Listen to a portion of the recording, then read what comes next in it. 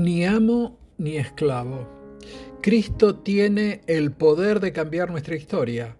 Lo que antes nos esclavizaba, Él lo transforma en libertad, perdón y una nueva identidad.